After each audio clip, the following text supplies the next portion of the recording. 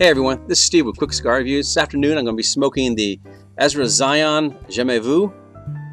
Cigar has a really nice looking light milk chocolate wrapper. Very silky, oily to the touch, minimal veins, and a couple of hidden seams. Also, it's got a triple cap and is slightly box pressed. I'm going to go ahead and get this thing started and we'll check back in a little bit.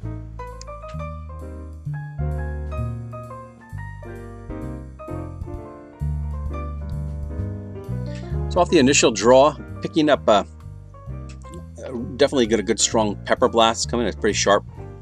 It's also coffee flavors and a little sweetness at the end. Check back in around the first third and see what we're finding. I'm getting in the first third. Burns pretty decent. It's off on one side, but not bad. Let's see how that works out. Smoke output really decent. Nice billowy smoke coming off at this point. Flavor profile.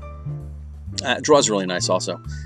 The primarily looking at coffee flavors and peanut flavors. The spice is interesting here. Also, there's these underlying like black licorice anise flavors that are going on. They mix really well with the nut flavors. There's also this really the spice is there. It's very prominent, and it changed a little bit. It sometimes on some draws it's a little crisper and more of a red pepper, and other times it's a real cinnamon spice, almost cayenne pepper-like, and it really hits the back of your throat and the roof of your mouth. It blends well with the creaminess. It's not overwhelming, but there's definitely a lot of spice so far.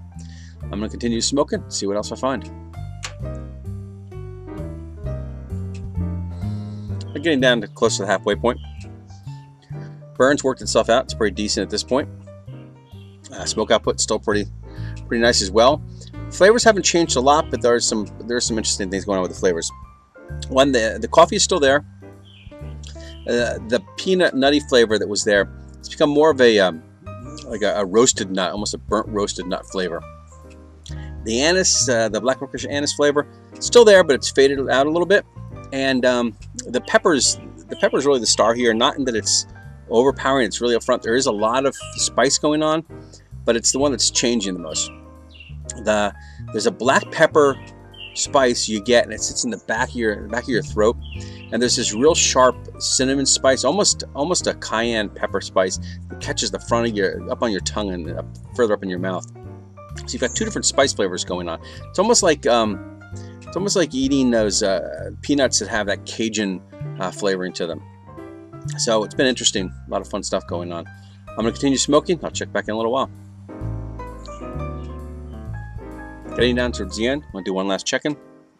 Burn, pretty decent at this point, no problem at all. Smoke output remained really consistent throughout, as well as the draw.